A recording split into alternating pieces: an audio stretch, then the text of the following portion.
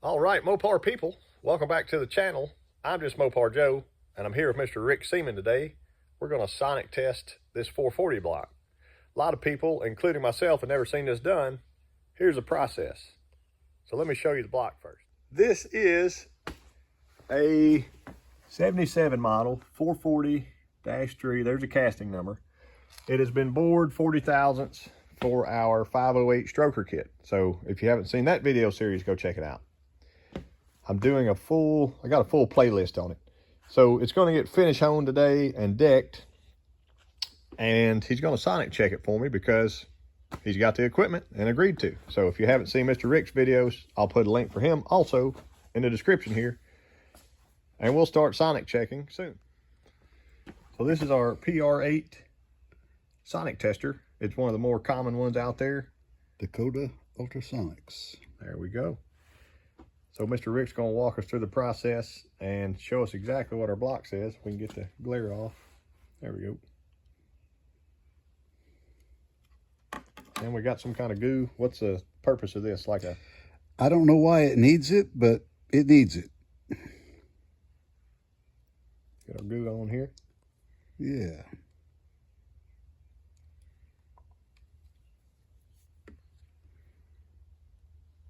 I forgot how many it'll do on one speck of glue.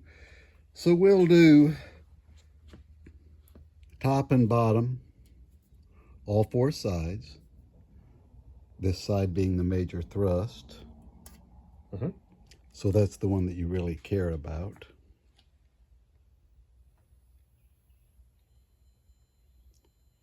.238, wow, that's thick. 240, that's wonderful.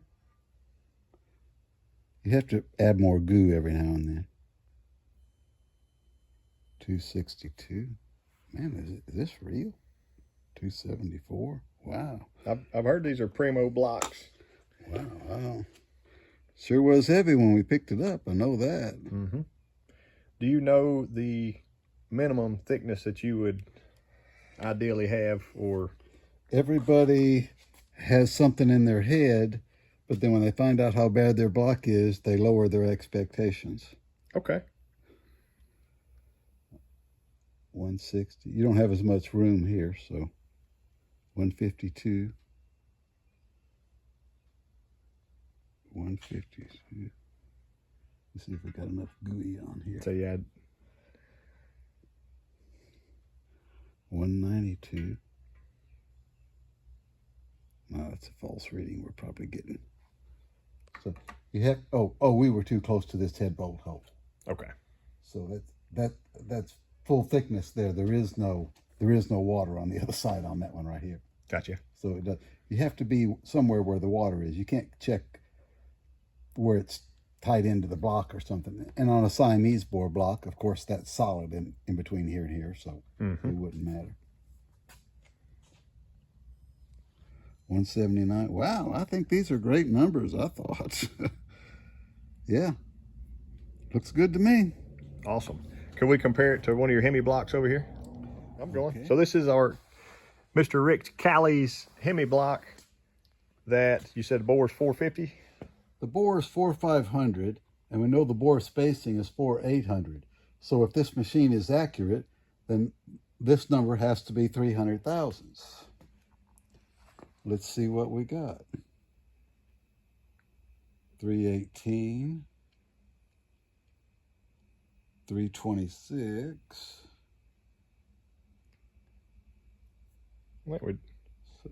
So we're getting yeah, 313, 311, 310. So it's within 10 thousandths of being perfect. Now let's try see what it's got on the rest of the block. The passenger side being the major thrust where you want the meat. So on the driver's side, you want it here, and on the passenger side, you want it all the way outboard. Okay. 263 or 4.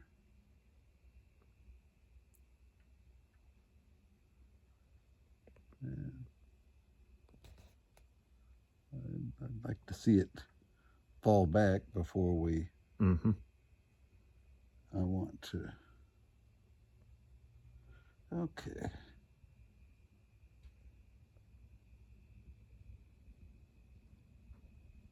Well, let me try it here. 265. Yeah, these are all good numbers. 275, 6. 270. Wow. These things have got a lot of meat in them, that's the reason they weigh 320 something pounds. 203.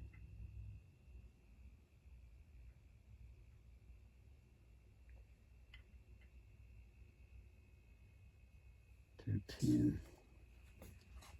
So, I would say that 440 looks pretty strong. Oh, yeah. No. I was not expecting those kind of numbers. Awesome. We're good. Thank you, Mr. Rick. That's the sheet from a 400. This is the top number and the bottom numbers. You know, you're looking for thrust over here. This number I don't feel is important. That looks a little thin. I think that's the thinnest. But the major thrust looks real good. Mm-hmm. So I appreciate Mr. Rick. Y'all let me know in the comments what you think the minimum cylinder wall thickness should be on a good race block. This one's going to be a 508 stroker. Y'all check it out if you have not. And I appreciate y'all watching.